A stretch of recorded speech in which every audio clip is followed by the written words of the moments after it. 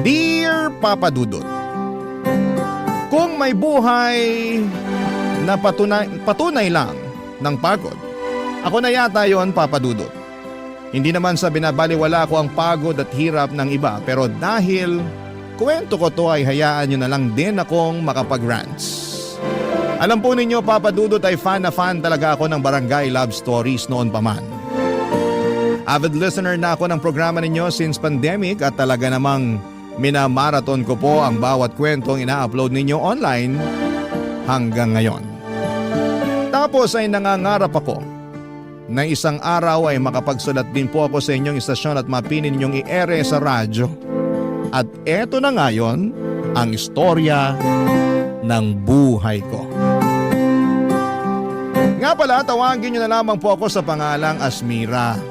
37 years old, taga Maynila. Magsisimula ang kwento ko 10 taon na ang nakakalipas. Kayod kabayo at kalabaw ako para maitaguyod ang lola at kapatid kong PWD. At may espesyal na pangangailangan.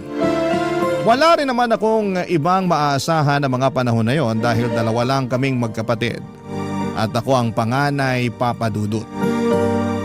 Kaya naman kailangan ko talagang magsikap ng husto kahit nakakapagod.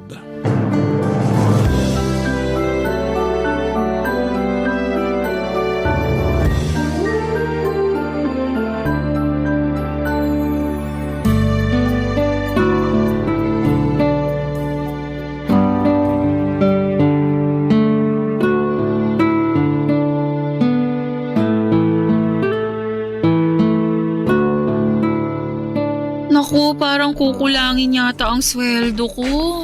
Asmira, bakit hindi ka pa natutulog? Anong oras na Tsaka ano pang ginagawa mo rito sa kusina? Umihi po ako eh. Tapos nakita ko na pumasok na yung sweldo namin sa savings account ko nung nag-check ako online. Talaga? Ang aga naman. Hindi ba't bukas pa yung sweldo ninyo? Opo, pero maaga kapag ganitong tumatapat ng Sabado yung sweldo. Wala naman kasing pasok bukas. Ay, oo nga pala. Opo, kaya lang. Kaya lang ano? Ang laki pala ng kaltas ngayong cut-off dahil nag-loan ako. Kaya maliit lang yung sweldo ko. Nagbago pa naman yung bayaran ng kuryente.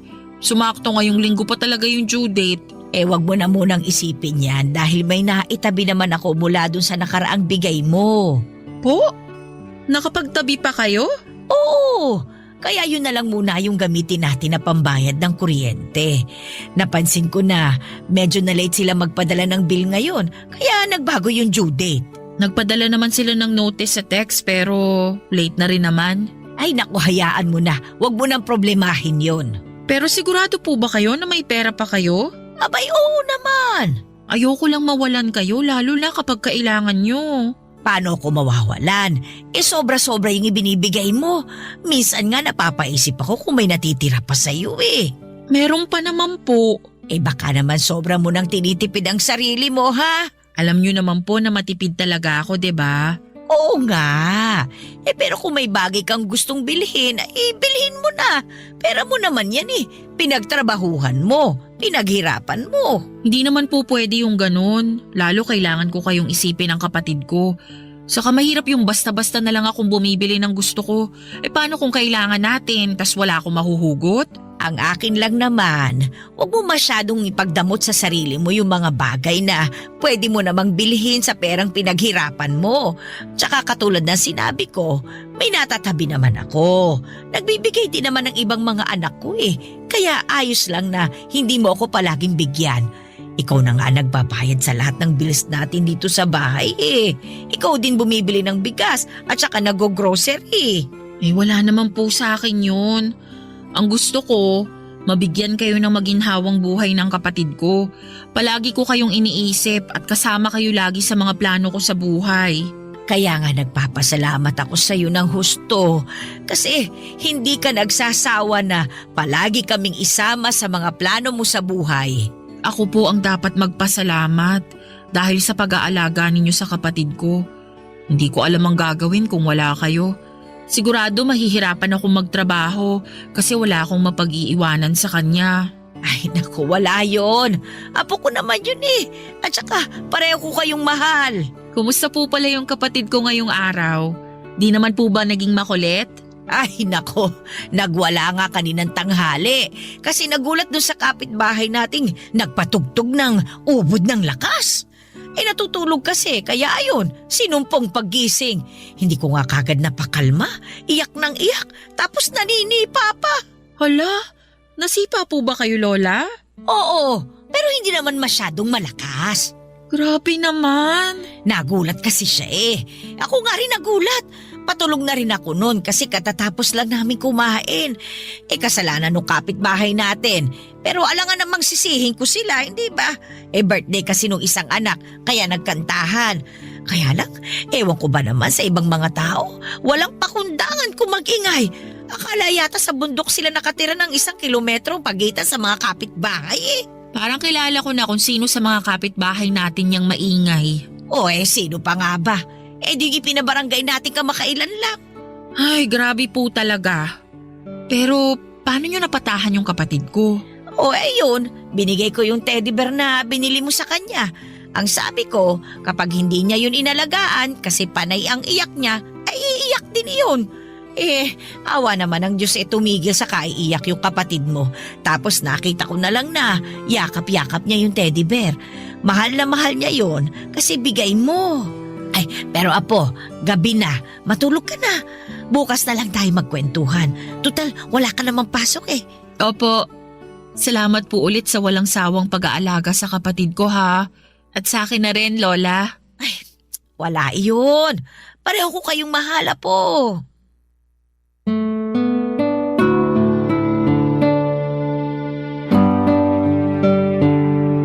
Papadudot maswerte kami dahil meron kaming lola na mabait at maalalahanin.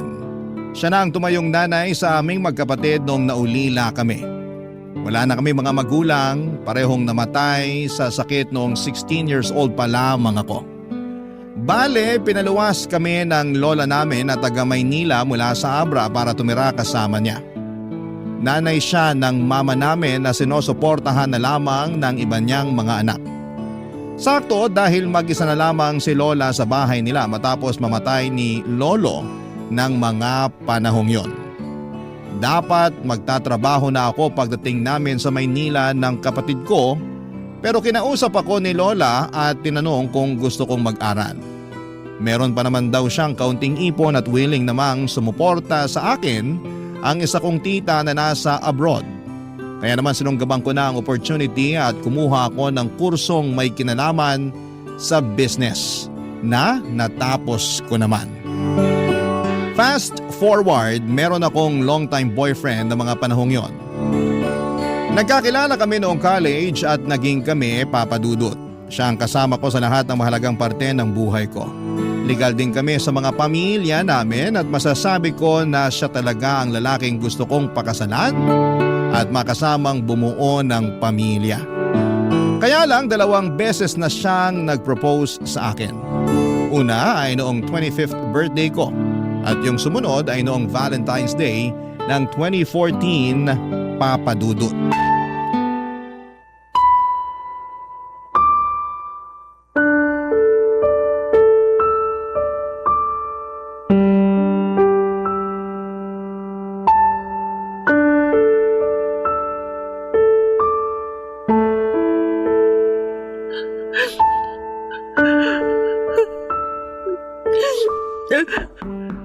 Asmira, pwede ba akong pumasok?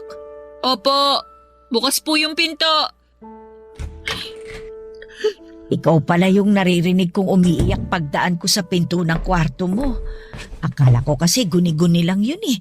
Pero pinakinggan kong mabuti bago ako kumatok. Hindi naman po ako umiiyak. Napuwing lang po ako.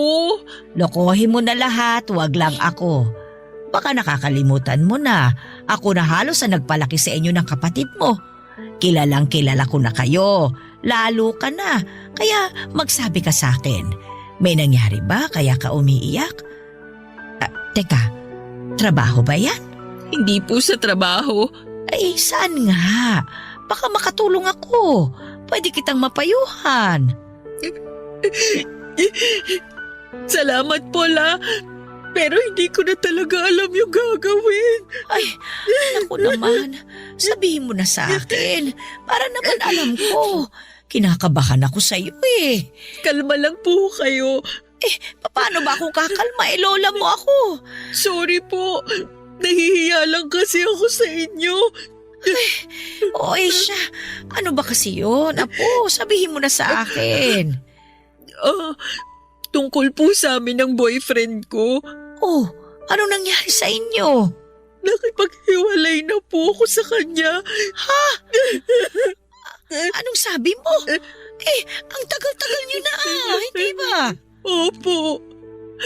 Pero tingin ko, kailangan na namin maghiwalay. Dahil hindi ko naman kayang ibigay yung kasal na gusto niya. Di ba, 2 beses na siyang nag-propose sa akin. Oo nga, naikwento mo nga sa akin yun. Kailan ka nga niya ulit niyaya? Nung birthday ko sa Valentine's Day last year. Pero ang sabi mo, ayos lang naman sa kanya, hindi ba? Opo. Kaya lang nagigilty ako noon. Alam ko na gustong-gusto na niyang magpakasal kami kasi yun na lang talaga ang kulang eh. Pangarap niya na magkaanak na kami at bumuo ng pamilya. Pero ako po yung hindi pa handa. Paanong hindi pa handa? Nasa tamang edad ka na naman para mag-asawa. Ayoko pa pong magpakasal kami kasi mahahati yung atensyon ko sa pag-aalaga at pagtataguyod sa inyo ng kapatid ko. Ayaw pa naman niyang tumira kami rito pag nagpakasal kami kasi gusto niya doon na raw sa bahay na iririgalo sa kanya ng parents niya. Kinausap ko siya na hindi pa ako handa. Sabi niya naiintindihan niya, lalo na alam naman niya ang sitwasyon natin. Saka kilala niya kayo ng kapatid ko, kaya tiwala akong maiintindihan niya. Kaya lang kanina, inopen niya uli yung naiinggit siya sa katrabaho niya na may anak na raw at nakaschedule na yung binyag. Sakto, kinuha siyang ninog. Tapos tinanong niya kung hanggang kailan ba daw siya maghihintay na maging handa ako para magpakasal sa kanya. Hindi ko siya nasagot. Tapos doon na kami nagtalo. Marami siyang sinabing masakit sa akin. Pinapili niya pa ako kung kayo ng kapatid ko o siya. Siyempre mas pinili ko kayo. Kaya nakipaghiwalay na lang ako sa kanya. Ay, grabe naman yung pinapili ka niya. Pero apo, pasensya ka na rin ha. Kasi pakiramdam ko kasalanan namin ng kapatid mo kung bakit hindi ka pa makapag-asawa. Masyado ka kasing nakatali sa amin at sa mga responsibilidad mo sa pamilya natin. Wala po kayong kasalanan. Pinili ko kayo kasi pamilya ko kayo at mahal ko kayo. Nalulungkot lang ako dahil akala ko naiintindihan niya ako. Ang tagal na namin pero hindi pa rin pala. Sa bagay, hindi ko rin naman siya pwedeng paghintayin ng matagal. Lalo wala pang kasiguraduhan kung kailan ako magiging handa. Mas priority ko kasi talaga kayo ng kapatid ko. Salamat, apo. Pero nakakapanghinayang lang talaga yung tagal ng relasyon ninyo. Mabait naman yung batang yun. Akala ko ngayon siya na talaga ang mapapangasawa mo. Ako rin naman po. Pero siguro ganun talaga. Kailangan ko na lang mag-move on. At least, hindi na siya maiinip sa paghihintay sa akin. Ay, kaya nga lang. Hindi ko pa rin talaga mapigilang hindi malungkot. Kung nalulungkot kayo kasi mas pinili ko kayo ng kapatid ko kaysa sa kanya, wag na po. Sinasabi ko sa inyo na sa ngayon, hindi ko talaga priority ang pag-aasawa. Saka Lola, kung talagang mahal ka, hindi ka pa pipiliin, di ba? Kaya naisip ko na, baka sayang na nga yun para maghiwalay kami. Oo, mahal ko pa rin siya. Pero hindi sapat yung pagmamahal na yun para manatili pa kami sa relasyon. Hayaan nyo na, makaka-move on din naman po ako.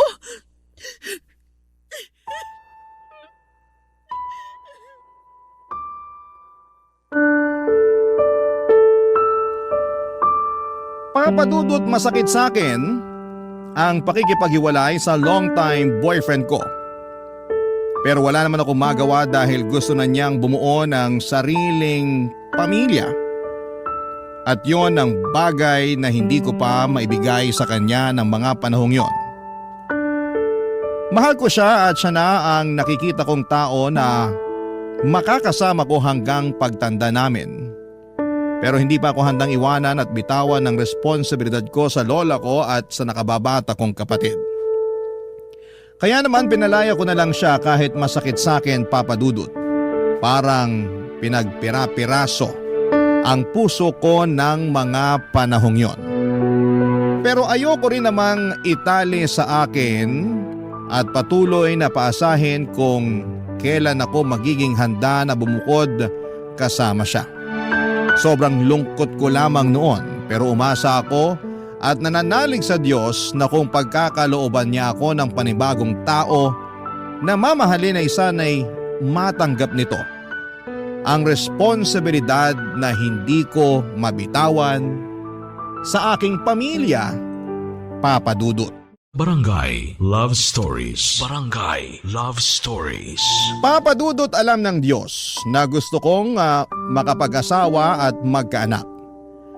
Pangarap ko na yon simula nagdalaga ako at yung bang balang araw ay makakakilala ako ng isang lalaki na mamahalin ako at pakakasalan. Kahit na hindi masyadong mayaman pero masipag, mapagmahal at mabuting padre de pamilya, ay ayos na po sa akin. Kaya lang dahil sa paghihiwalay namin ng long-time boyfriend ko, aminado akong nagduda ako sa aking sarili kung may chance ba akong makapag-asawa at matupad ang pangarap kong magkapamilya. Pero 6 na buwan pagkalipas ng breakup namin ng ex ko ay meron akong nakilalang lalaki online. Nag-click kami at hindi nagtagal ay nagkita ng personal. Call center agent siya na nagtatrabaho sa Ortigas, Papa Dudut. Guwapo at katulad kong single na naghahanap ng bagong pag-ibig. Pagkatapos ng una naming pagkikita, sinabi niya sa akin na gusto niya akong ligawan. Bagay na pinayagan ko naman. 1 buwan na niya akong nililigawan nang magdesisyon akong isama siya sa bahay namin para ipakilala sa lola at kapatid ko. Okay naman yung naging pagkikita nila, kaya lang makalipas ang 1 araw ay mayroon pong nangyari, Papa Dudut.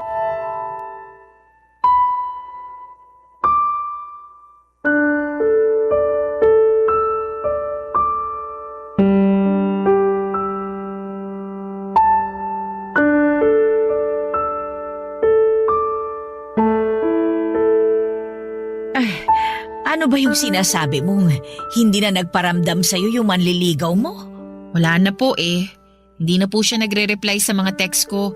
Cannot be reached na rin po yung number niya. Bakit naman niya ginawa sa'yo yun? Baka ayaw na niya sa akin kaya ganun. Aayawan ka niya? Ang saya-saya niyo pa nung nakaraan na. Sinama mo pa nga siya rito para ipakilala sa amin ng kapatid mo. Kaya nga po eh. Pero akala ko okay lang ang lahat, kaya lang mukhang mali ako. Ano ba sa tingin mo yung problema? Yung totoo po? Oo. Tingin ko nagbago yung isip niya na ituloy yung panliligaw sa akin matapos ko siyang dalhin dito sa bahay. Naisip ko na hindi pa siya handa sakaling maging kami, tapos mas priority ko kayo ng kapatid ko. Sobra naman yun. Akala ko pa naman masaya siya nung nagpunta rito sa atin. Panay pa nga ang kwentuhan namin ng mga nakakatawang karanasan niya nung nagbakasyon sila ng pamilya niya sa Bohol. Sabi ko kasi, pangarap ko makapunta doon, tapos gaganyanin ka lang niya. Hindi pa naman po ako sigurado kasi bigla na lang siyang nawala. Sa lagay para pala siyang multo. Ganun na nga po. Nakakainis naman yung batang yun. Pero feeling ko nagulat din siya sa kapatid ko nun. Bakit? Hindi ba niya alam na may kapatid kang may espesyal na pangangailangan? Alam naman po kasi kinukwento ko naman sa kanya. Kaya lang, iba pa rin po pag personal na. Akala ko pa naman seryoso siya sa'yo, na siya na yung susunod mo magiging boyfriend. Ang buhay talaga, oo. May mga tao talaga na sa salita lang magaling. Yun nga la eh. Wala naman siyang sinabi sa akin na ayaw niya na pala. Sa lagay, huhulaan ko pa pala. Sakit nun ah. Patunay lang yan na hindi siya ang lalaki para sa'yo. Kaya lang nahulog na po ako sa kanya. Kahit paano, naging masaya ako sa isang buwan naming pag-uusap. Naramdaman ko na mahalaga ako sa kanya nung niligawan niya ako.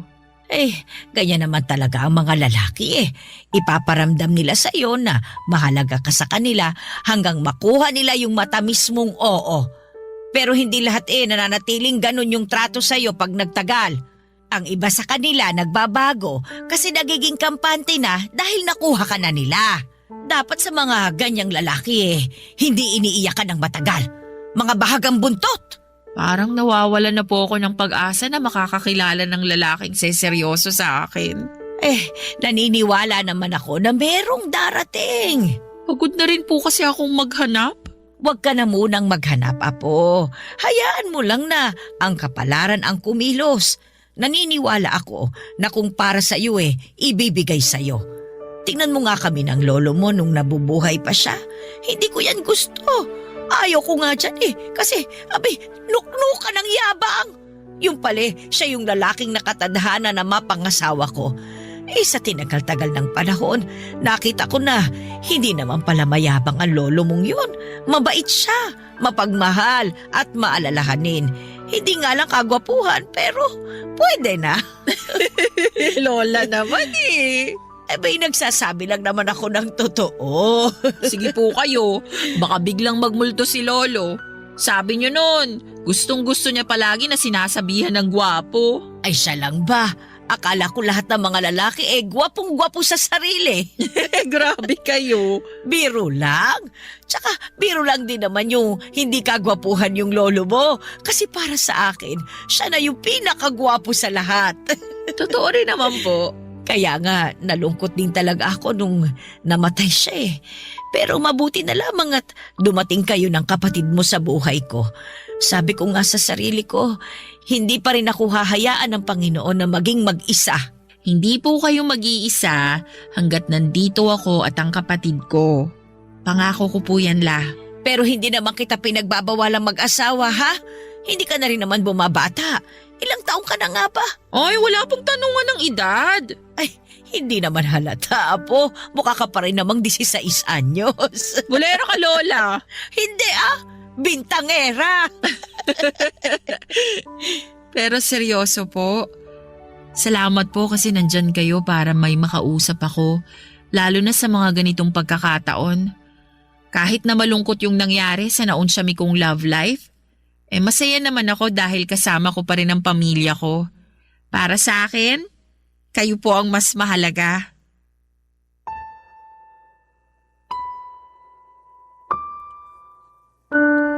Papadudot doon ko na pagtagpi-tagpi ang lahat.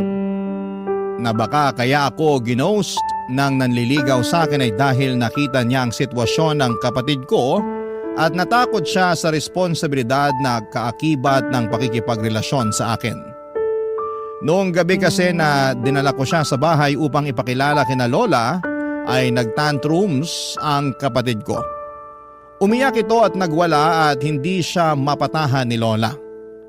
Buti na lamang at dumating kami ng mga panahong yon at ako lang ang nakapagpakalma sa kapatid ko. Sa totoo lang, abot langit ang hiya ko noon sa aking manliligaw. Kasi kahit na hindi niya sabihin ay kita ko sa ekspresyon ng mukha niya na nagulat siya ng gusto. Nandun rin yung takot dahil baka noon lang din siya nakaengkwentro ng ganong senaryo. Pero una pa lang naman ay sinabihan ko na siya na meron akong kapatid na may espesyal na pangangailangan. Okay lang siya ng okay noon. Naniwala at nagtiwala ako na maiintindihan niya ang sitwasyon ko pero doon ako nagkamali. At kahit na hindi pa nagiging kami ay nasaktan pa rin po ako. Plano ko pa naman na sagutin na siya kinabukasan. Pero may kasabihan nga na rejection is God's redirection. Ang ibig sabihin ay may mga bagay na hindi nangyayari dahil merong magandang plano ang Diyos para sa atin. Lumipas ang 5 buwan, nakilala ko si David. Bagong salta lang siya noon sa pinagtatrabahuhan ko. Pinalitan niya ang dati naming supervisor na paalis na ng panahong yon. Hindi ko naman siya boss, bali magkaibang department kami pero lagi kami nagkikita at nagkakasama sa mga management meeting, Papa Dudut. Naging close kami. At hindi nagtagal ay niyaya niya akong lumabas upang makipag-date, Papa Dudut.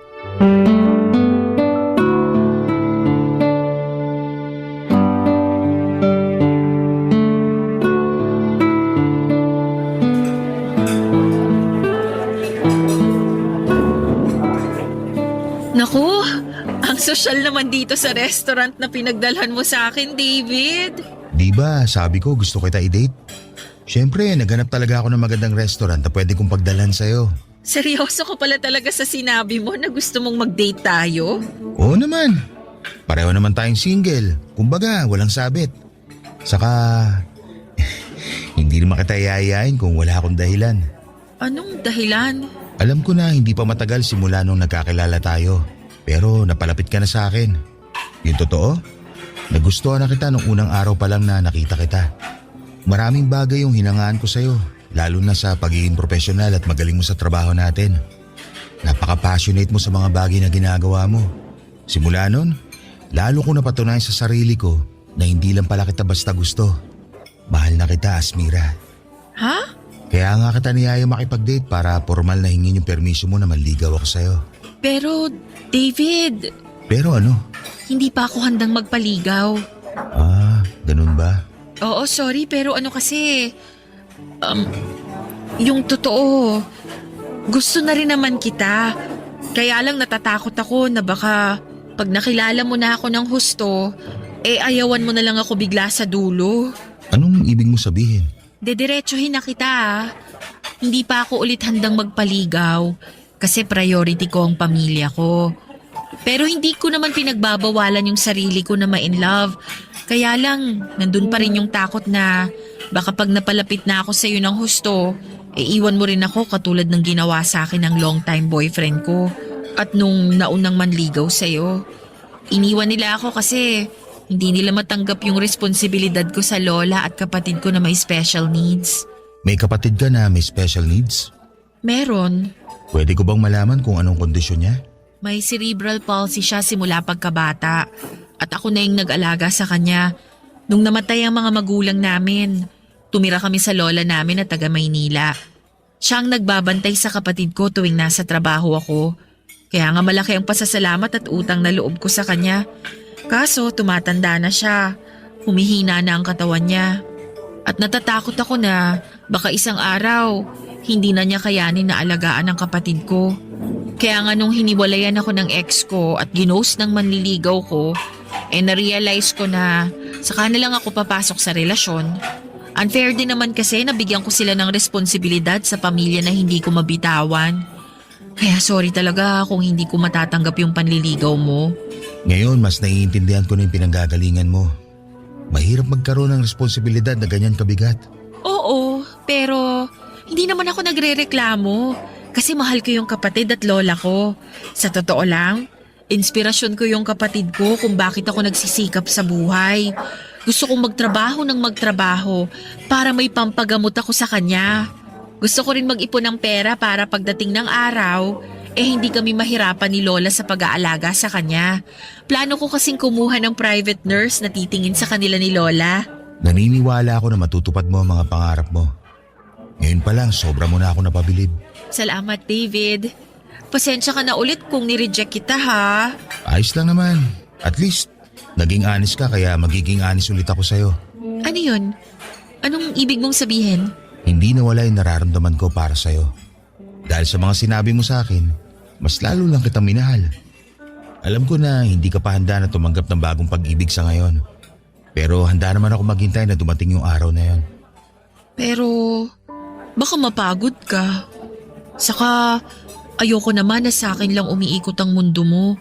Lalo kung pwede ka naman makipag-date at manligaw ng ibang babae. Malay mo, sila pala ang totoong para sa'yo at hindi ako. Papa Dudut, maaga pa lamang ay sinabi ko na kay David na meron akong kapatid na may special needs. At medyo challenging itong i-handle lalo na tumatanda na rin ang lola namin. Isa yon sa dahilan kung bakit hindi pa ako handang mag-asawa. Kapag bumukod na kasi ako at bumuo ng sariling pamilya kasama ang asawa ko, ay maiiwan ang kapatid ko sa lola namin. Naging open ako kay David tungkol sa estado at disposisyon ko para hindi na siya umasa na maibabalik ko ang pagmamahal niya. Sa totoo lang, nalungkot ako, Papa Dudut, dahil napalapit na rin sa akin si David. Mabait kasi siya, masayang kasama at gentleman. Kaya lang, ayoko namang hayaan ang sarili ko na mahulog sa kanya ng husto. Tapos sa dulo ay iiwanan niya lamang ako katulad ng ginawa sa akin ng ex-boyfriend ko at manliligaw ko noon. Papa Dudut, ayoko na ulit masaktan. Kaya naman nag-focus na lamang ako sa pagtataguyod ng aking sarili at ng aking pamilya. Sila ang mahal ko at sa kanila ako dapat na mag-focus, Papa Dudut. Barangay Love Stories. Barangay Love Stories. Papa Dudut, Valentine's Day ng 2016 ang dalhan ako ni David ng isang malaking bouquet ng red roses. Gulat na gulat ako dahil wala naman akong inaasahan sa kanya ng mga panahong yon. Nagkasundo na lamang kasi kami na maging magkaibigan lalo na at hindi pa ako handang magkaroon ng panibagong karelasyon. Tinanggap ko na lamang na baka hindi na ako makapag-asawa pero pinangako ko naman sa sarili ko na bibigyan ko ng maganda at komportabling buhay ang lola at kapatid ko. In fact, pinag-iisipan ko na nga na mag-abroad noon. Kaya lang nagbago ang lahat matapos akong bigyan ni David ng mga bulaklak. Sa sulat na kasama noon, nakasaad na gusto niya akong makadate. Pumayag ako at kinagabihan ay pumunta kami sa isang restaurant sa Quezon City na noong ko lang napuntahan sa tanang buhay ko. Pagkaupo namin sa pinareserve niyang mesa ay nag-thank you sa akin sa David dahil pumayag ako makipag-date sa kanya.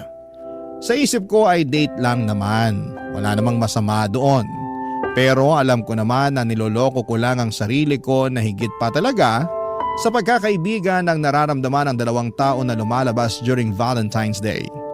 Pero hinayaan ko na lang at in-enjoy ang bawat sandali. At bago niya ako ihatid sa amin ay sinabi niya na hindi niya raw ako kayang maging kaibigan lang. Na naintindihan niya ang responsibilidad ko sa pamilya ko at handa siyang tulungan ako lalo na sa pag-aalaga sa aking kapatid.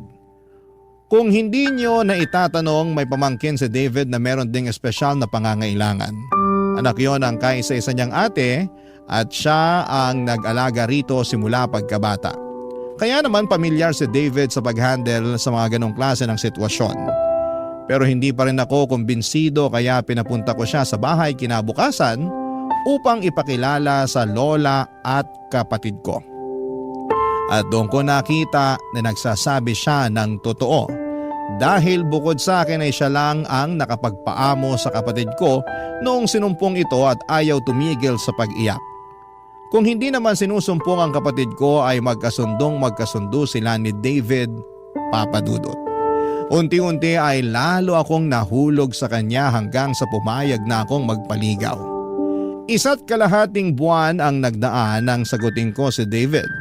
Naging kami at sa loob ng 1 taon naming magkarelasyon ay masasabi ko na mapalad ako dahil dumating siya sa buhay ko.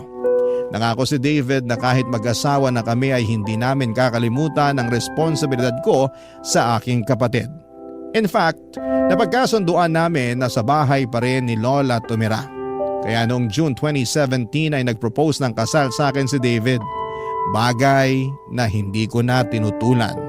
Sa susunod na taon ng 2018 ang plano naming pag-iisang dibdib, kaya lang makaraan ng 2 buwan simula nang ma-engage kami ay mayroong nangyari na kapwa namin hindi inaasahan.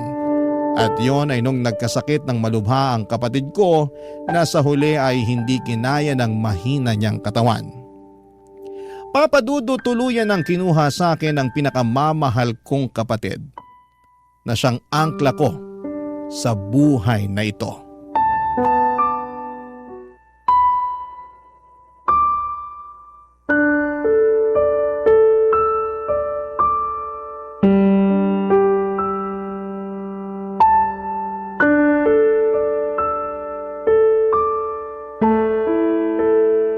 Asmira, ilang araw ka na hindi kumakain. Baka mapano ka na niyan. Okay lang na mapano ako. Para mamatay na rin ako katulad ng kapatid ko. Huwag mo naman sabihin yan. Marami pang nagmamahal sa'yo. Saka kailangan ka pa namin ng lola mo. Pero kailangan ko rin yung kapatid ko. Kailangan ko siya kasi mahal na mahal ko siya. Pero wala na siya. Ando na siya sa kabaong oh. Hindi na siya gumagalaw. At habang buhay na siyang tulog. Hindi nagigising yung kapatid ko kasi patay na siya. Bakit kailangan niya agad mawala? Bakit siya agad kinuha sa akin? Inaalagaan ko naman siya. Ginawa ko naman lahat. Hindi ko rin alam ang sagot sa tanong mo. Pero isa lang naman ang sigurado.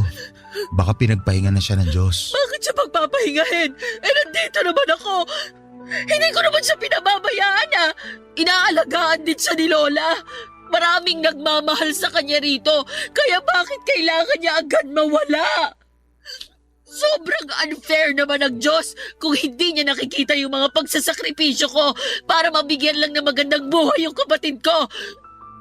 Sobrang unfair niya kasi kinuha niya sa akin yung kaisa-isang tao na dahilan kung bakit ako nagsisikap sa buhay.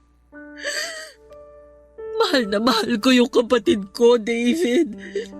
Kahit na may kapansanan siya at espesyal na pangangailangan, hindi ako nagsisisi na siya yung naging kapatid ko. Gusto ko ako pa rin na maging ate niya kahit na sa susunod na buhay. Napapagod ako sa trabaho at sa buhay na to. Pero kahit kailan, hindi ako napagod sa kanya. At alam niyo ng kapatid mo, Asmira. Sigurado ko na nagpapasalamat siya sa'yo ng gusto dahil meron siyang mabait at responsabling ate. Di ba, bago ako dumating, ikaw lang din naman ang nagpapakalma sa kanya? Alam ko yun. Nakita ko yun kasi pag nandyan ka, ngumingiti siya. Tapos tinuturo ka pa niya palagi. Patunay lang yun na sobrang malapit siya sa'yo. Oo, tapos hindi ko na ulit makikita yung ngiti niya. Yung maganda niyang mukha. Hindi ko na maririnig yung boses niya at yung mga pag-ungol niya pag may tinuturo siya na gusto niya na kunin. Pati yung tawa niya pag masaya siya. Lahat yun. Kasama na niyang malilibig. Hindi ko na makikita ang kapatid ko dahil wala na siya sa piling namin ni Lola habang buhay. Naniniwala ako na kahit hindi na natin siya kasama sa buhay na to, mananatili pa rin siyang buhay sa mga puso natin. Alam mo, kahit na sandali pa lang kami nagkakasama ng kapatid mo naging malapit na rin siya sa akin. Napamahal na ako sa kanya kaya nga sobrang sakit din sa akin tong biglang pagkawala niya. Pero alam ko, naniniwala ako, nakasama pa rin natin siya anumang mangyari. Hindi nga lang natin siya nakikita, pero hindi naman talaga siya nawala. Iisipin ko na lang na nakapagpahinga na siya sa piling ng Diyos. Na wala siyang sakit na nararamdaman at nararanasan para kahit paano mapanatag ako at mabigyan ng konting peace of mind sa pagkawala niya. Thank you, David, ha? Sa lahat-lahat. Sa pagmamahal sa kapatid ko. Sa pagtrato sa kanya ng tama at mabuti. Sa mga tulong mo sa amin ni Lola, lalo nung araw na iniwan na kami ng kapatid ko.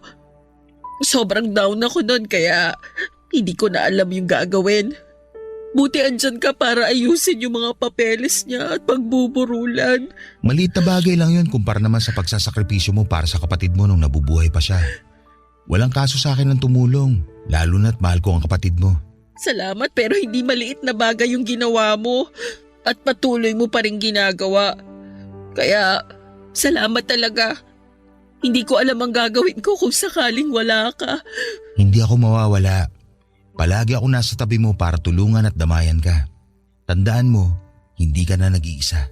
Oo, lagi kong tatandaan yan. Buti naman. Pwede bang kumain ka na? Nag-aalala na ako sa'yo eh. Wala pa rin akong gana eh. Pero sige, susubukan ko. Kakain ako kahit konti. Papadudot ang sakit-sakit mawala ng kapatid. Hindi ko alam kung paano pa ako uusad ng mga panahong yon. Masyado rin kasing mabilis sa mga pangyayari at nagkaroon siya ng pulmonya at nagkaroon ng komplikasyon. Hindi na naagapan at hindi namin nakalain na kukunin na pala ng Diyos sa amin ang kapatid ko. Matagal na namang mahina ang katawan niya kaya mabilis siyang magkasakit, papadudot. Pero naaagapan namin yon kaya gumagaling siya. Kaso sinabi na rin ng doktor na kusa nang bumigay ang katawan ng kapatid ko at wala na akong nagawa nung agawin siya ng kamatayan. Pakiramdam ko po noon ay gusto ko na rin mamatay lalo't wala na ang angkla ko.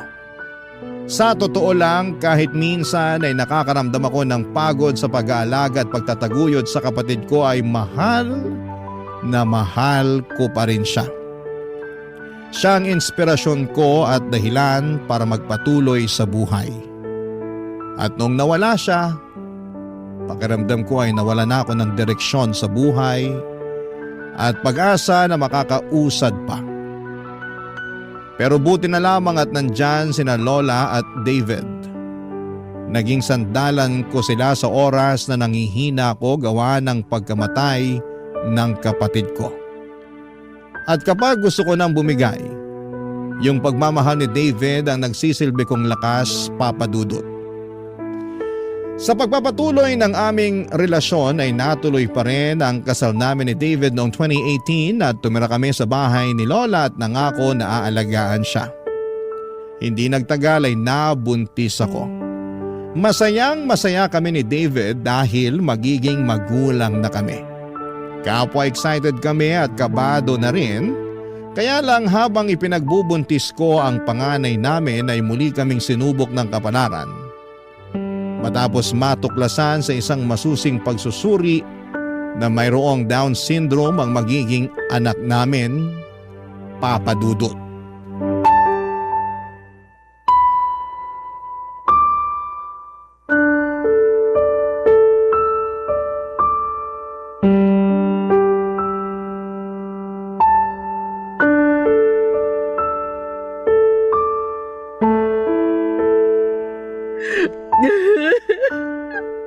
Han, paano? Baka mapano ka naman. Nag-aalala ako sa'yo eh. Ang hirap lang kasing tanggapin, Han. Bakit sa anak pa natin nangyari yun? Bakit siya pa? Iniingatan ko naman siya eh. Pero bakit? Hindi ko rin alam pero alam ko iniingatan mo siya. Siguro ganun talaga. Tingin mo, pinarurusahan tayo ng Diyos? Kaya binigyan niya tayo ng anak na may espesyal na pangangailangan? Hindi ah. Hindi. Pero bakit nga kasi yung anak pa natin? Ewan ko Han. Pero naniniwala ako na walang bata ang deserve na makatanggap ng ganung sakit. Oo, kasi alam kong mahirap dahil napagdaanan na yun ng kapatid ko at ng pamangkin mo. Natatakot lang ako para sa anak natin. Lalo na't hindi na magiging normal sa kanya ang lahat.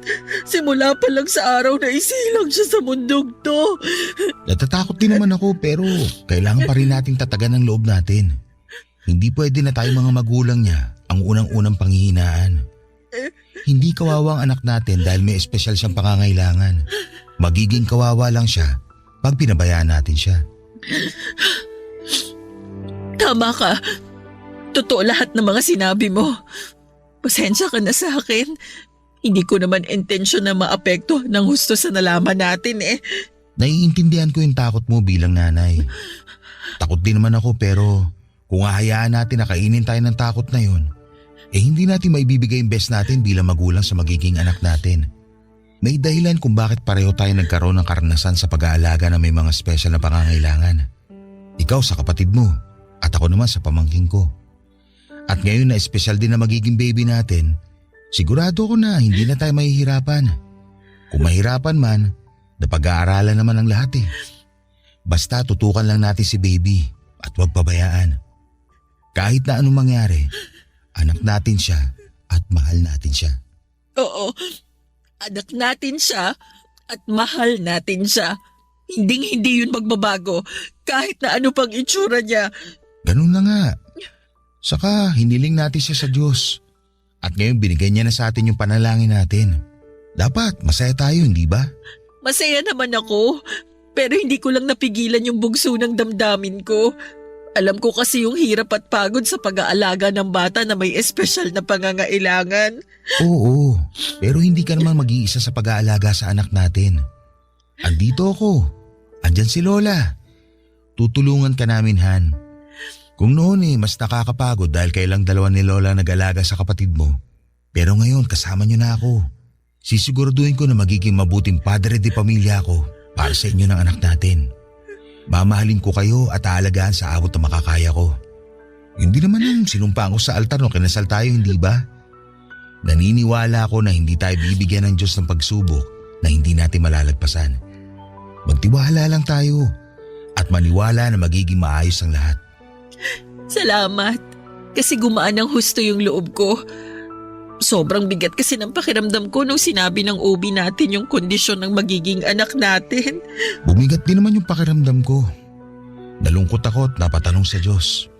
Pero habang nasa biyahe tayo kanina, narealize ko na mas kailangan tayo ng anak natin kaysa habang buhay na isipin kung bakit sa dinami-rami ng mga masamang tao sa mundo, siya pa talaga yung binigyan ng ganong sakit. Kaya unti-unti tinanggap ko na espesyal na ang anak natin simula pa lang.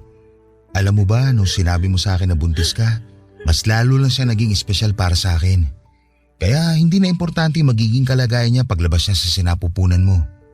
Basta, kahit na anong mangyari, hindi ko kayo pababayaan ng anak natin. Kahit na wala pa yung anak natin, hindi mo naman kami pinabayaan ni Lola. Thankful kami kasi dumating ka sa buhay namin. Thankful ako lalo dahil naging asawa kita. Salamat talaga, Han. Walang anuman yun. Thankful din naman ako kasi naging asawa kita. Kaya huwag ka na masyado malungkot ha. Kakayanin natin to. Kakayanin natin. Basta magkasama tayo.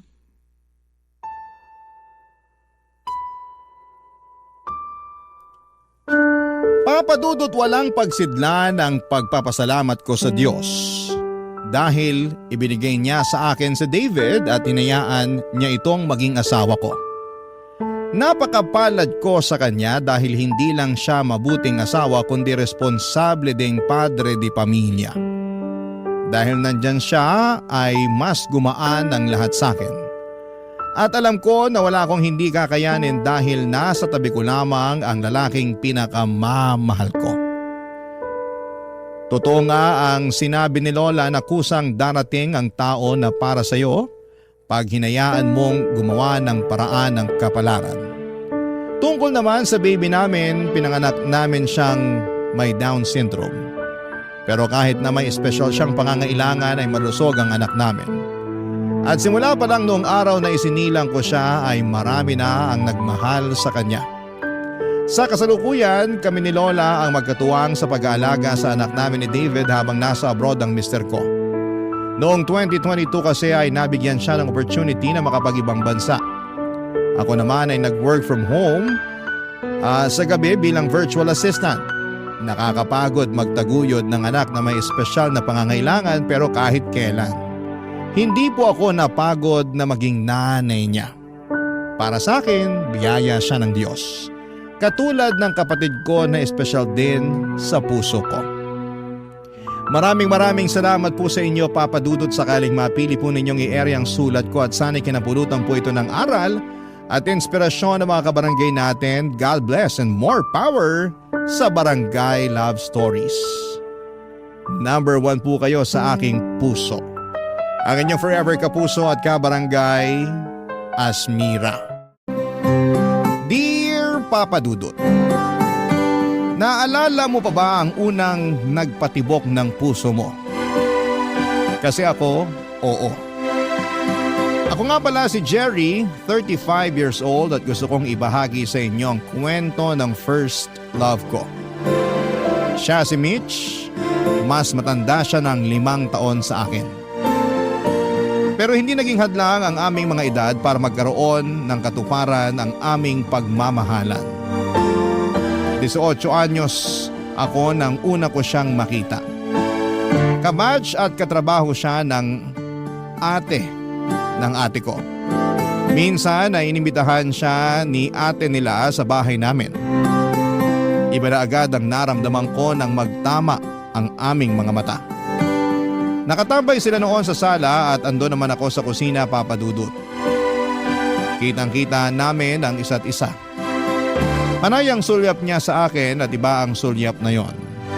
Palihim din niya ako giningitian tuwing tumatalikod si ate sa kanya. Ako naman ay panay ang daan ko sa sala kahit wala naman akong pakay doon. Nakahalata nga si ate nila at namula ako sa hiya nang tanungin ni ate kung bakit ba ako daan ng daan sa sala. Napangiti na lamang si Mitch. Doon na nawala ang hiya ko bigla. Sa mga sumunod na araw ay napadalas na nga ang pagdalaw ni Mitch sa bahay namin, Papa Dudut.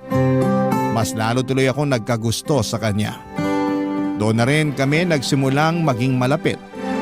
Kinuha niya ang number ko at agad ko naman yung ibinigay. Inabangan ko ang pag-text niya sa akin at nung nakatanggap na ako ng text sa kanya ay nagtuloy-tuloy na ang usapan namin, Papa Dudut. Doon na nagsimula ang love story namin. Niligawan ko siya at sinagot niya ako. Nilihim namin yon noong una dahil hindi namin alam kung paano ipapaliwanag kay ate nila na kami na. Nahuli lamang kami nang mabasa ng ate nila ang love letters na pinapadala sa akin ni Mitch. At ang mga love letter na yon ay tinago ko pa rin kahit na nagkahiwalay na kami at kahit na lumipas na ang ilang taon. Nasa kwarto nga ako at naglilinis nang makita ko ang isang maliit na karton na nasa pinakatagong at pinakailalim ng cabinet ko. Doon nakatago ang mga love letter ni Mitch sa akin noong araw. Binasa ko ang mga yon at muli na naman akong nahuli ni ate nila na nakangiti habang hawak-hawak ang mga yon, Papa Dudut.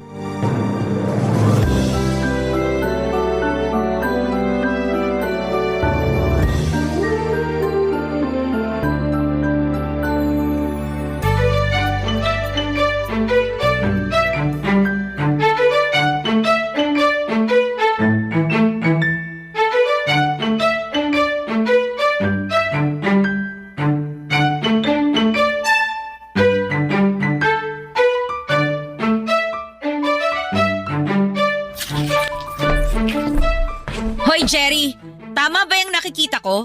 Yan ba ang mga love letter ni Mitch sa'yo noon? Ate Nila naman, bigla ka naman sumusulpot dyan. Nakakagulat ka. Sagutin mo muna kasi yung tanong ko. Oo nga, love letters nga to ni Mitch sa akin noon. Sabi ko na kulay pa lang ng papel, alam kung sa kanya na yan galing. Pink kasi ang papel na ginagamit niya pag sinusulatan niya ako ng love letter. At ikaw naman, blue na papel. Paano mo nalaman? Kala mo ba ikaw lang ang nahuli ko? Hoy, nahuli ko rin kaya si Mitch noon na binabasa ang mga love letter mo. Nakangiti ba siya? Kinikilig? Ginajudge ang grammar ko? Hoy, bakit parang interesado ka pang malaman? Ang tagal nyo nang hiwalay. Masama bang ungkatin ng past? Kung hindi naman makakatulong sa present, bakit pa? Gusto ko lang naman malaman. Closure, kumbaga. Oh, may naalala naman ako sa closure na yan. Ang talas talaga ng memory mo kahit 40 ka na ha? Hoy, para sabihin ko sa'yo, naaalala ko pa lahat na nangyari sa inyo ni Mitch. Ako kaya ang sumbungan niya ng mga kapalpakan mo. Pumalpak ako sa kanya? Hihiwalayan ka ba niya kung hindi? Ang sakit naman. Totoo naman kasi Wala na ako ibang ginawa kundi makinig sa mga reklamo niya sa'yo.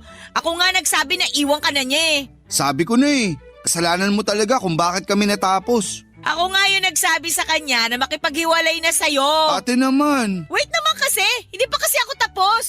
Sinabi ko yun sa kanya pero ayaw niya. Hindi ka raw niya kayang iwan. Mahal na mahal ka kaya ni Mitch noon. Talaga? Sinabi niya yun? Kinilig ka naman. Nagtataka lang ako. Kasi kung mahal na mahal niya ako, bakit bigla niya akong iniwan nun?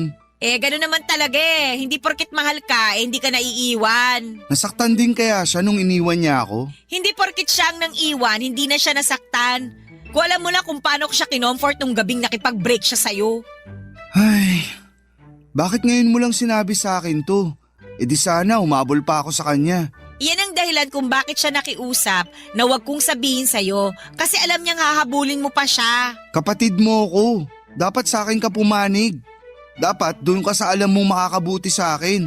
Tama naman, doon ako sa makakabuti sa'yo. Kaya nga hindi ko na rin sinabi sa'yo eh.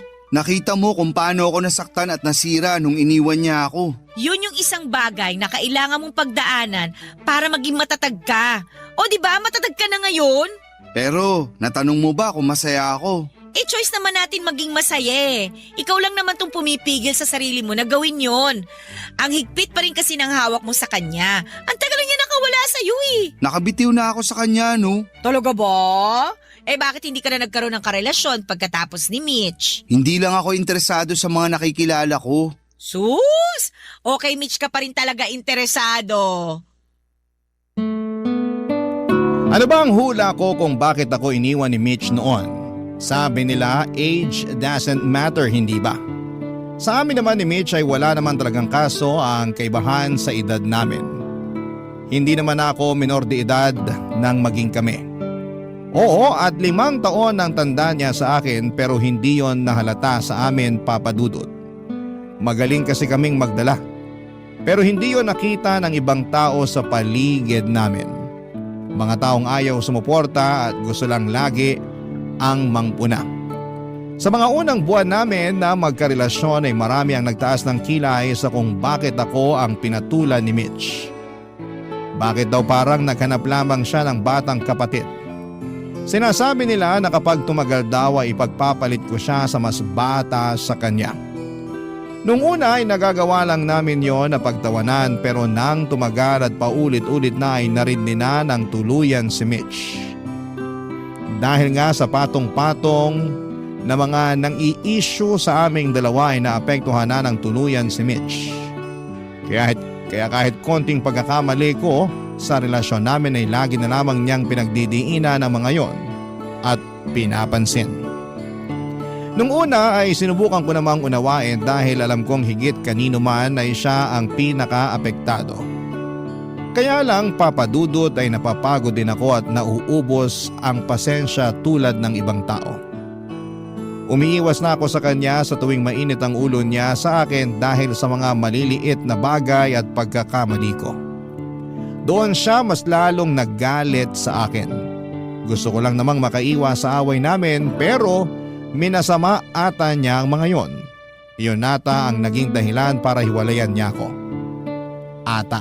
Hindi ako sigurado dahil hindi naman niya klinaro sa akin noong tinapos na niya ang relasyon namin, Papa Dudut. At kahit lumipas na ang ilang taon ay hindi pa rin yun naging klaro sa akin.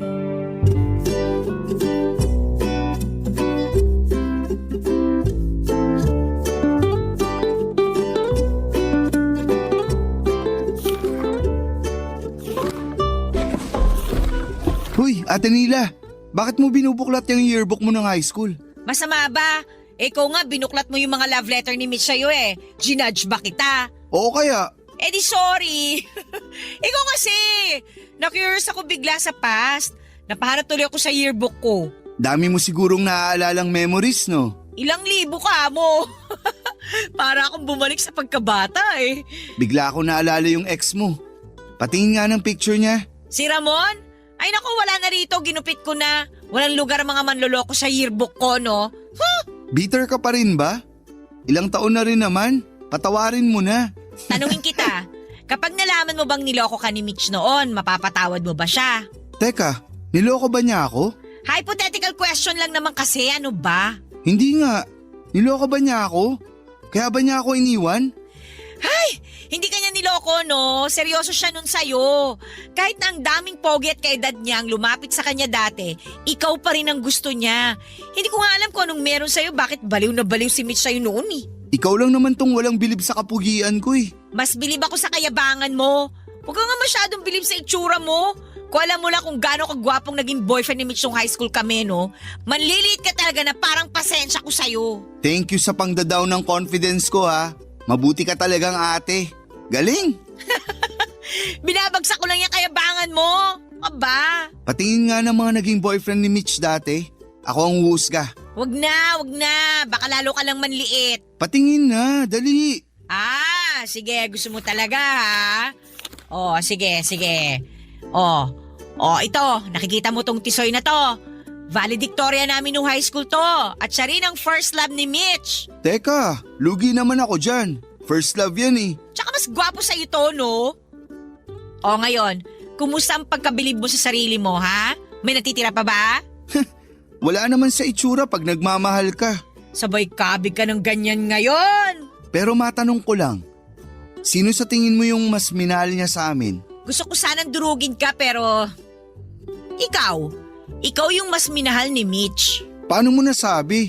Tisoy yan tapos matalino pa. Ako, parang dumi lang ako sa kuko ng lalaking yan. Asa na ngayon yung inilalaban mo na wala sa itsura ang pagmamahal? Bigla ako nang hina nung pinakita mo sa akin yung itsura ng first love niya eh. Hindi ka dapat makaramdam ng ganyan. Kasi kung alam mo lang kung paano kay kwento ni Mitch sa akin, ibang ningning na mga mata niya kapag ikaw ang binabanggit niya. Sa tingin mo ba, naaalala pa niya ako? Ikaw, naaalala mo pa ba siya? Nitong mga nakaraan, napapadalas. Hindi man kasing dalas mo, sumasagi ka pa rin sa isip niya. Sumasagi nga rin kaya ako sa isipan niya. Paano kaya niya ako naiisip? Sino kaya ang kasama niya noong naiisip niya ako? Ang dami kong tanong noon dahil sa sinagot ni Ate Nila sa akin. Pero hindi ko yon sinabi sa kapatid ko, Papa Dudut.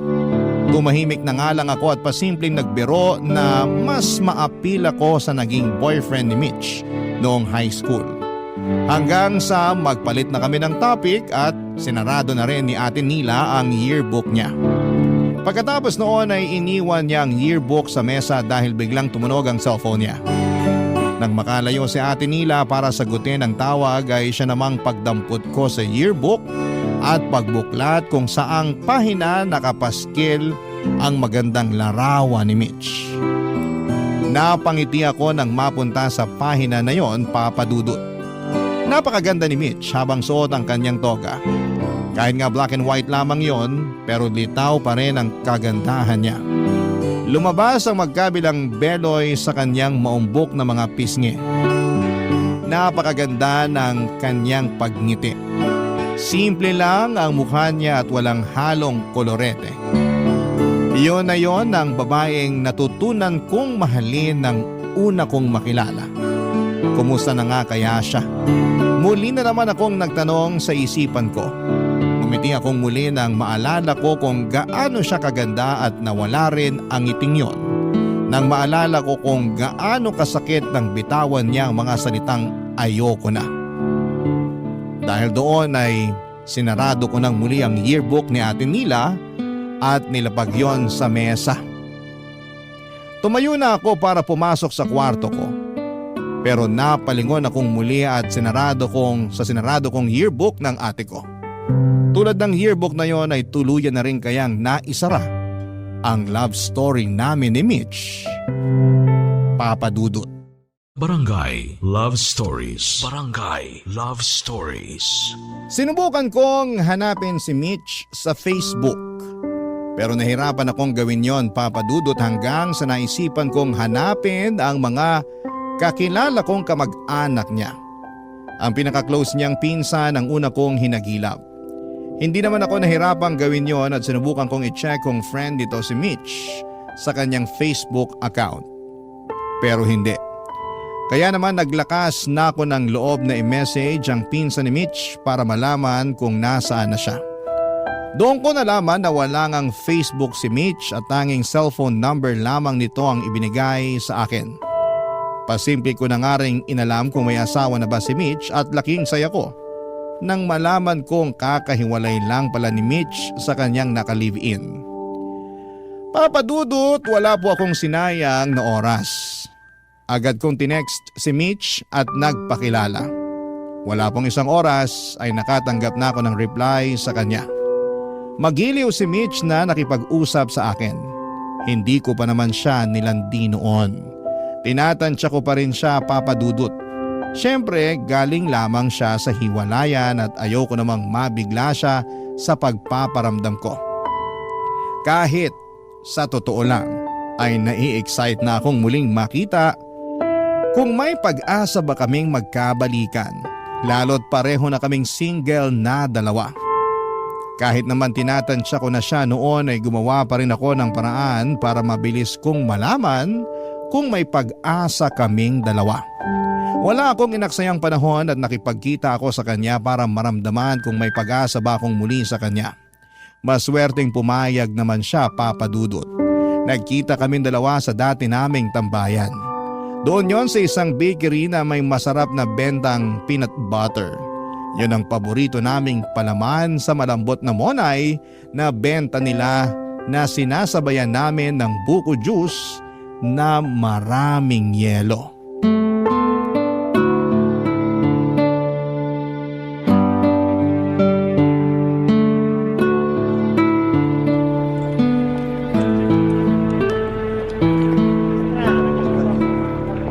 Grabe!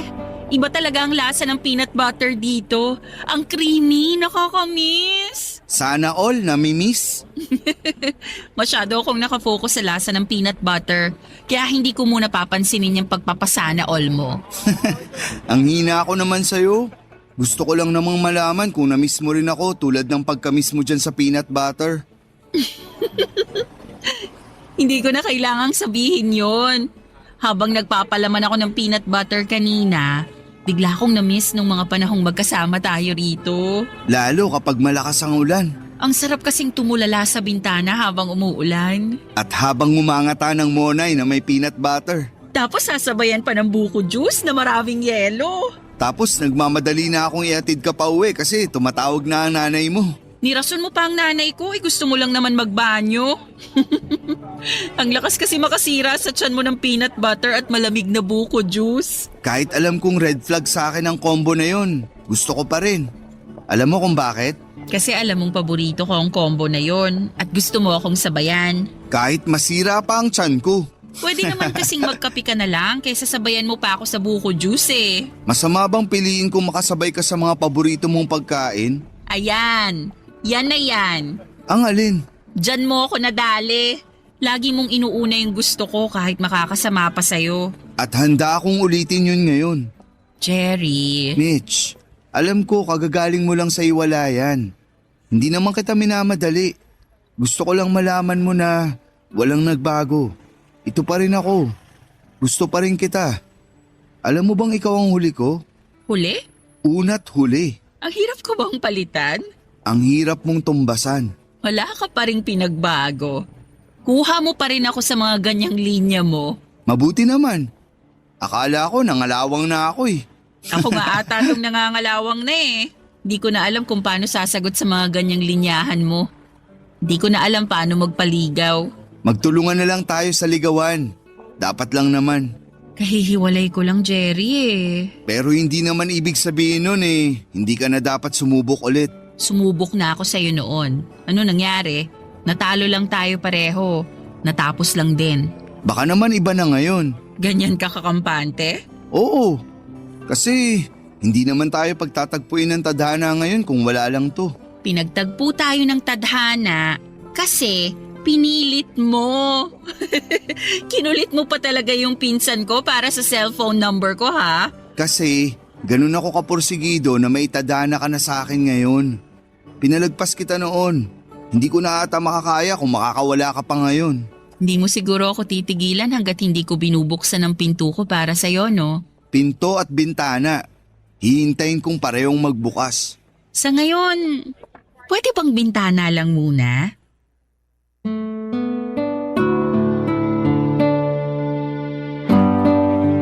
Tumitig si Mitch sa akin at saka nilapatan ng ngiti ang huli kong sinabi.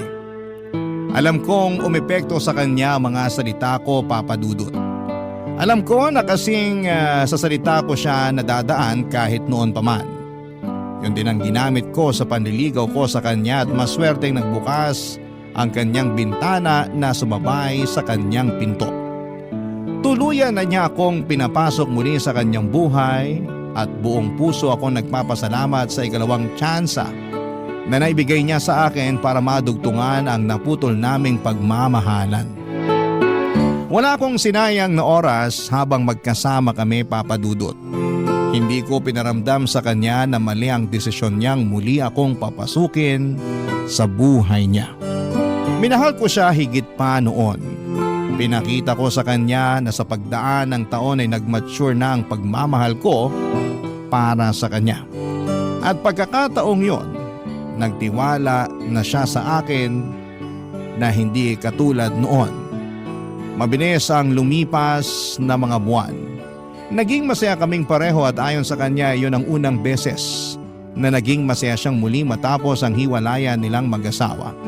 At nagpapasalamat daw siya na muli akong bumalik sa buhay niya dahil kung hindi baka tuluyan na raw siyang nawala ng tiwala sa pagmamahal. Ako raw ang nagpabalik sa kanya ng gana na magmahal ulit. Masaya ako. Masayang masaya. At dahil sa nararamdaman kong yun ay inaya ko siyang magpakasal. Alam kong alanganit lalo't may latak pa ng trauma ang nangyari sa kanila ng dati niyang kinakasama. Pero laking gulat ko nang pumayag siya. Hindi ako makapaniwala, Papa Dudut. Agad kami nagpakasal at marahil iyon ang pinakatamang desisyon na ginawa ko sa buhay ko. Wala na kaming pakialam noon sa sinasabi ng ibang tao na masyado kaming nagmamadali. Hindi na kami muling magkakamali na makinig sa kanila. Dahil nung minsan hinayaan naming magbigay sila ng opinyon sa relasyon namin, kapwa po kami nasira. Kami nagkalayo.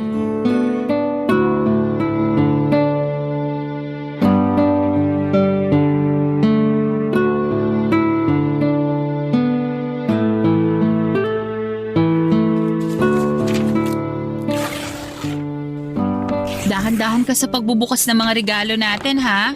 Baka pwede ko pang magamit yung mga karton. Oo naman. Alam ko namang reyna ka ng pagre-recycle. Pati yung mga gift wrapper, ha? Baka pwede ko pang magamit yan pang balot ng iririgalo ko sa mga future wedding na pupuntahan natin. Ang resourceful at wise naman pala nitong napangasawa ko. Anong resourceful at wais? Baka kuripot ka mo. Gusto mo ba pati tong adhesive tape itabi ko? Baka kasi gusto mo pang magkuripot sa pandikit. Hoy, hindi naman ako ganyan kakuripot, no? Ang ate nila mo kaya ang ganyan. Sinabi mo pa. Ito ang niregalo niya sa atin na microwave oven Galing pa sa napanulunan niya sa raffle sa trabaho niya nung Pasko. Hoy, hindi ko alam yan ah. Akala rin niya hindi ko alam. Ito mismo yung nakasiksik sa cabinet namin sa kusina. Huwag mo na lang sabihin na alam na natin. Baka magtampo pa, bawiin yan. Alam mo naman yun. Sobra kung magtampo. Pero wala pa rin tatalo sa'yo. Hoy, hindi ako matampuhin ah. Anong hindi? Hindi ko lang na-replyan agad yung pinadala mong love letter sa akin nun. Nagtampo ka na agad ng 1 linggo. Ang hirap mo pa namang suyuin. Dati yun. Bata pa kasi ako noon. Hindi rin. Masyado ka lang clingy sa akin. Kasi patay na patay ka sa akin. Subukan mong i-deny. Habang tumatagal, pumapalo na sa langit ang kakapalan ng mukha mo, no? Iba ang kakapalan ng mukha sa confidence. Hindi na nga confidence yan Papunta na sa kayabangan Kaso, minahal mo naman ng todo ang mayabang na to. Ewan ko ba? Sabi ko naman hindi ako papatol sa mga nuknukan ng yabang. Kaso, kinarma ka ata sa akin. Hindi naman lahat ng karma masama. Para sa akin, good karma ka. Kasi after kong masaktan sa maling tao, ikaw ang good karma na binato sa akin ng Diyos. Nabukulan ka ba ng binato ka niya? Sige, ilakas mo yung biro mo. Kapag binawi niya ako sa'yo, iiyak ka talaga. Hindi rin. Hindi ka iiyak pag binawi ako ni Lord sa'yo? Hindi ka na niya babawiin kasi alam niyang tayo talaga para sa isa't isa. Ay, huwag kang masyadong kampante. Tandaan mo, nagkahiwalay na tayo noon. At hindi na ako papayag na maulit yun ngayon. Diyan ako bilib sa'yo eh. Bakit? Laki ng tiwala mo sa relasyon natin. Masyado ka lang in love sa akin, kaya tiwala ako na hindi mo ako basta-bastang iiwan. Nagsiseryoso na ako sa usapan, gagatungan mo na naman ang kayabangan. Kilala mo naman ako. Dinadaan ko lang sa biro ang lahat, pero seryoso ako. Seryoso sa'yo. Alam mo, ang landi mo pa rin, no? Sa'yo lang naman ako ganito. Talaga lang ha? Samantalang dati kapag hindi mo ako kasama, nilalandi mo raw yung kapitbahay nyo na dalaga. Uy, walang ganun. Si Ate Nila ba ang nagsabi niyan? Halika, puntaan natin siya para magkaalaman. Joke lang, hinuhuli lang kita. Hindi mo na kailangan gawin yan. Loyal ako sa'yo nun. Kahit gusto akong lapitan ng kapitbahay naming dalaga nun, iniwasan ko pa rin. So inaamin mong may gusto sa'yo yung kapitbahay nyo noon? Oh, bakit parang papunta na to sa away? Huwag mong sabihin sa akin pinagseselosan mo pa yun. Masama ba? So wala akong naging closure sa'yo noon eh. Kung closure lang din naman ang pag-uusapan, ikaw nga tong hindi nagbigay sa akin nun nung iniwan mo ako. Napatahimik si Mitch sa sinabi ko, Papa Dudut. Hindi ko rin alam kung bakit napabulalas ako tungkol doon. Nangako naman ako sa sarili ko na hindi na importante ang dahilan kung bakit niya ako iniwan noon dahil nakabalik naman siya sa ngayon. Kaya lang tao lamang ako at naghahanap ng sagot kung bakit nawala siya sa akin noon. Babawiin ko na nga sana yung sinabi ko para hindi na awkward.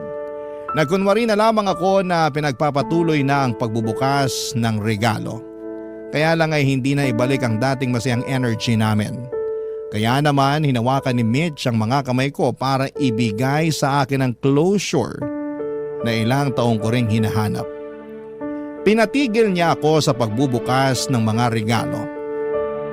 Hinarap niya ako at tinanong kung gusto ko ba talagang malaman kung bakit niya ako iniwan. Tumango lamang ako kahit na hindi na ako noon sigurado kung gusto ko pa rin bang malaman. Napabuntong hininga si Mitch. Panay ang tingin niya sa paligid. Parang alanganin din siya kung sasabihin sa akin ang katotohanan. Kinabahan ako noon, Papa Dudut, kung ano-ano ang laro sa isipan ko sa kung bakit nga ba niya ako iniwan. At doon ay mas lalong kumabog ang dibdib ko nang malaman ko ang katotohanan. Inamin niya sa akin na nagpadala siya sa mga sinabi ng ibang tao na masyado akong bata para sa kanya. Na kesyo maghahanap daw siya ng kaedad niya at pareha sa level ng pag-iisip niya. Kaya naman pinatos niya ang isang manliligaw niya. Hindi raw niya gusto ang lalaking yon pero nagawa niyang patulan dahil masyado siyang nadala sa emosyon niya. Nilihim nila ang kanilang relasyon. Hindi yun nalaman ni Ate Nila dahil nahihiya rin daw si Mitch sa ginawa niya. Pero 2 buwan lang nagtagal ang relasyon na yon at iniwan na rin siya ni Mitch, Papa Dudut. Na-realize daw niya na ako talaga ang gusto niya. Gusto raw niya makipagbalikan sa akin pero sinabi ni Ate Nila na masyado na raw akong nasaktan. At mas makakabuti kung mag-move on na lamang kaming pareho mula sa sakit na aming naranasan ng mga panahong yon, Papa Dudut. Barangay Love Stories. Barangay Love Stories. Hindi ko pa rin matanggap na pinagpalit ako ni Mitch sa iba, Papa Dudut. Inakala kong hiniwalayan lamang niya ako dahil nakinig siya sa iba. Kaya lang iba pala ang totoong nangyari. Nasaktan ako noon at hindi ko naman yon gustong ipakita sa kanya. Kaya lang ay mabilis niya akong nahalata, Papa Dudut. Kinausap niya ako tungkol doon, natatakot na raw siya na baka magbago na ang isip ko sa kanya. Natakot siya na baka hindi ko na siya gustong mahalin. Doon siya nagkakamali. Kahit ganoon ang nangyari sa nakaraan namin, ni minsan ay hindi sumaglit sa akin na bawiin ang pagmamahal ko sa kanya, Papa Dudut.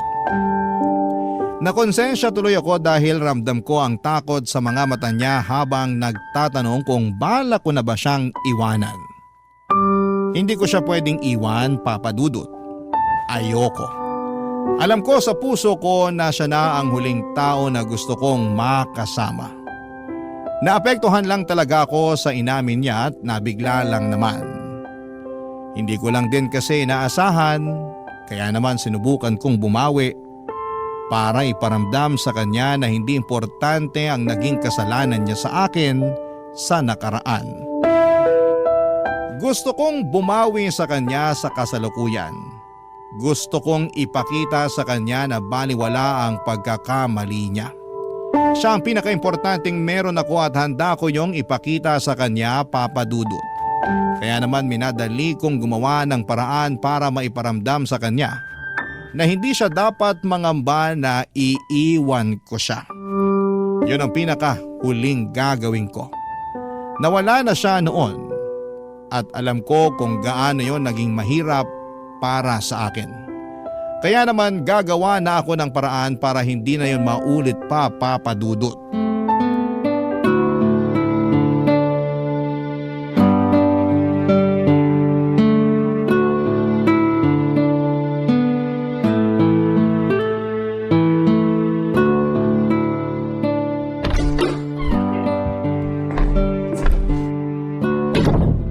Mitch, asan ka? Nakauwi na ako. Ang aga mo namang umuwi. Hindi ba mamaya pang 6:00 out mo sa trabaho? Nag-early out ako. Bakit? Masama ba pakiramdam mo? Gusto mo ipagtimpla kita ng tsaa? Ano, may masakit ba sa'yo? O teka, lalabas lang ako para bumili ng gamot mo ha? Wala akong sakit. Ayos lang ako. Eh bakit nag-early out ka sa trabaho mo? Para mag-date tayo. Magbihis ka na. Magsuot ka rin ng komportableng sapatos. Mahaba ang gala natin. Anong okasyon?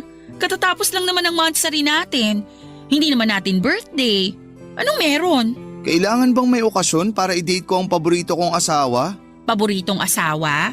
Bakit? Meron ka pa bang ibang asawa bukod sa akin? Mali na naman ako. Paborito at nag-iisa kong asawa. Naayos ko na ba, ma'am? Pwede na. Pero bakit nga bigla-bigla gusto mong mag-date tayo? May kasalanan ka, no? Siguro, masasabing kasalanan nga ang dahilan ko kung bakit inaaya kita ngayon. Anong ginawa mo? Pag mabigat yung kasalanan mo, hindi ako makikipag-date sa'yo. Makitulog ka na kina Ate Nila mo. Ang sinasabi kong kasalanan ay yung mga panahon na nawala ako sa buhay mo. Paano naging kasalanan yun? Kasi pwede naman pala kitang habulin, kaya lang nagpadala ako sa takot na i-reject mo ako.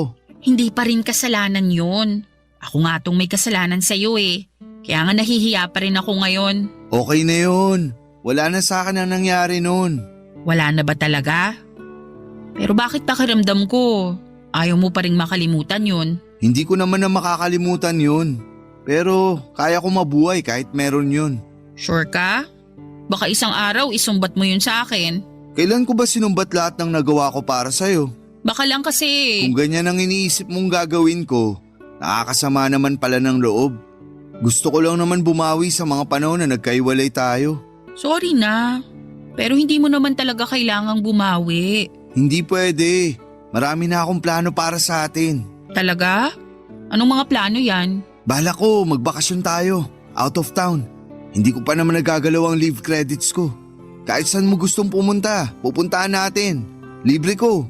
Aba, libre mo lahat? Magastos ako, sige ka. Magsisisi ka. Kahit anong ituro mo, bibilin ko. Pangbawi lang sa nakaraan. Hindi kasi kita mabilan dati o malibre man lang kahit buko juice at monay. Ikaw lagi yung taya noon. Hayaan mo ako naman ang manlibre ngayon. Naiintindihan ko naman na wala ka pang panlibre sa akin. Malamang estudyante ka pa lang nun eh. Hindi naman ako naniningil. Pero gusto ko talagang bumawi sa mga hindi ko naibigay at nagawa noon. Hayaan mo na ako. Bakit ba lagi mong iniisip na bumawi sa nakaraan? Eh wala ka namang utang. Binigay mo pa rin sa akin ang lahat ng makakaya mo noon. At alam kong pinaghirapan mo lahat. Mula sa love letters, hanggang sa paghatid sundo sa akin sa trabaho. Sapat na yun sa akin. Wala nang kailangang bayaran ngayon. Gusto ko lang namang mabigyan ka ng masaya at magandang buhay. Para hindi mo pagsisiya na binigyan mo ako ng second chance ngayon. Ako pa nga ata ang dapat bumawi sa'yo eh. Kasi binigyan mo ako ng second chance. matapos kitang iwan para sa iba. Hindi ko naman alam noon na iniwan mo ako para sa iba. Pero kahit nalaman mo na, hindi mo pa rin ako tinalikuran at gusto mo pa rin ibigay sa akin ang lahat. Dun pa lang, bawi na lahat ng nawalang oras sa atin noon eh.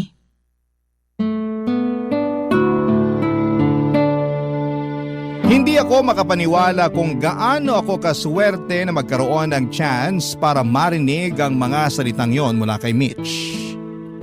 Hindi pa rin ako makapaniwala na meron kaming second chance para ipagpatuloy ang pagmamahalan namin na naudlot sa nakaraan.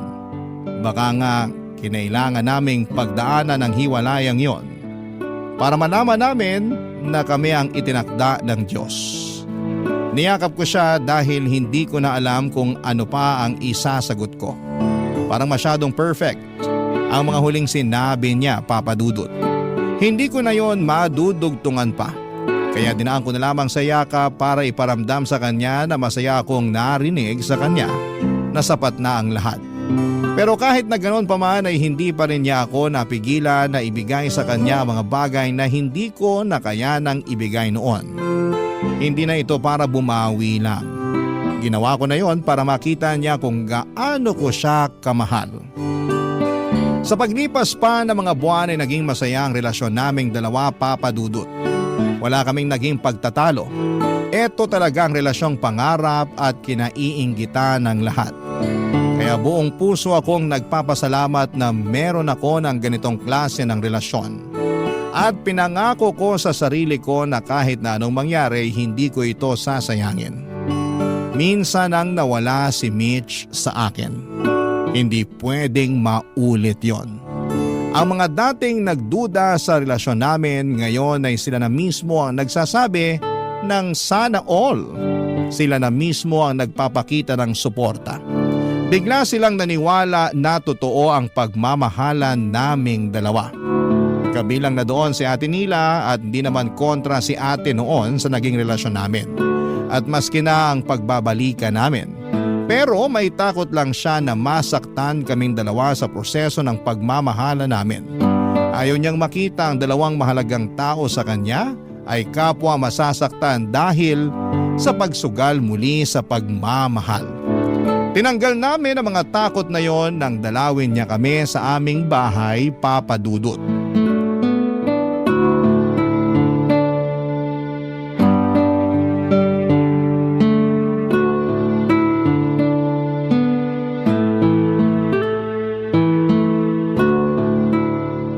Mabuti naman at nakadalaw ka rito sa amin, Ate Nila. Oo nga Nila, ang tagal ka na naming iniimbitahan pero panay ang tanggi mo. Kasi naman ang dami kong ginagawa. Umiiwas ka lang ata sa amin eh. O hindi ah! Kilala kita.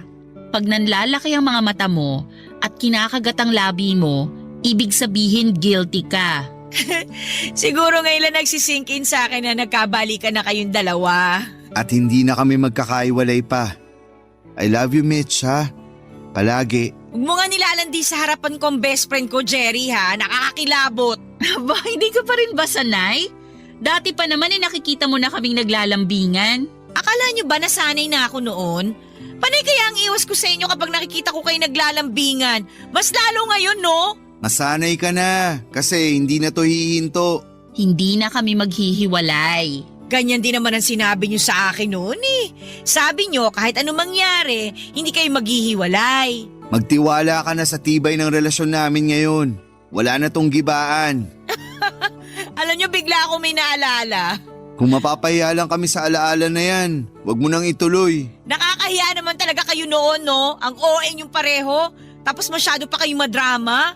Talo nyo pa ang mga bida sa teleserye eh. Akala nyo lagi nyo kalaban ng buong mundo. Parang gano'n naman ang nangyari noon. Oh well, tama rin naman. Oy, pero may tatanong lang ako. Ano yun? Wala pala. Kalimutan nyo na yun. Gusto mo pa kaming pag-isipin ni Mitch? Ano yun? Alam mo may issue ako sa closure tapos bibitinin mo ako. Sa totoo lang, kay Mitch ko gustong itanong to eh. Kinakabahan naman ako sa tanong na yan. Ano ba yun? Hindi mo na ba iiwan si Jerry para sa ibang lalaki kapag na-pressure ka na naman ng mga taong mahilig makialam sa relasyon ninyo? Ha? Paanong… Mitch, best friend mo ko. Kahit hindi mo sabihin, alam ko. Alam kong iniwan mo si Jerry para sa iba dahil masyado ka nang nadala sa mga sinasabi ng ibang tao. Alam mo ang tungkol doon, ate? Alam mo rin ba? Inamin ko na kay Jerry ang totoo. Nagulat lang ako na alam mo rin palang lahat, Nila. Sabi ko nga best friend mo ko. Alam kong lahat kahit hindi ka pa magsalita, no? Pero bakit hindi mo sinabi sa akin? Pinaramdam mo pa rin sa akin na hindi ako pinagpalit ni Mitch sa iba. Kasi ayoko nang dagdagan pa yung sakit na nararamdaman mo noon. Tsaka ayoko magalit ka sa kanya, no? Pero alam mo Mitch, ako yung nagalit sa'yo sa ginawa mo rito kay Jerry.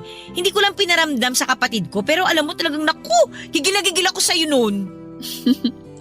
At naiintindihan ko. Maipapangako mo bang hindi mo na inuulitin, ha? Kasi kahit buwisit ako rito sa kapatid ko, mahal ko yan, ano? Ayoko na masaktan ulit yan kapag iniwan mo na naman. Hindi na mauulit ang dati. Hindi ko na siya iiwan. Siya na ang huli. Pinapangako ko. Siya na talaga ang huli ko. Pangahawakan ko yan, ha? Panindigan mo yan. Ayoko nang masaktan ulit tong si Jerry kapag nawala ka na naman. Ano ka ba naman, ate? Hindi na nga mawawala tong si Mitch. Ako na nga raw ang huli niya, oh. Ayaw pang maniwala. Hindi naman sa ayaw ko maniwala. Natatakot lang ako na kapag isang araw, mawala na naman tong si Mitch. Hindi ko na alam kung paano ko itatago yung galit ko kapag nangyari yun. Hindi na mangyayari yon. Inuulit ko. Si Jerry na ang huli.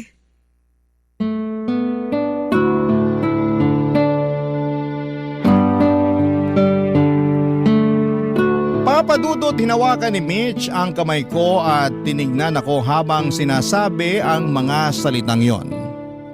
Ako na raw ang huli niya. At yun din naman ang gusto kong sabihin sa kanya, Papadudot. Siya na ang huli ko at hindi ko na siya susundan pa ng ibang mamahalin. Siya lang talaga.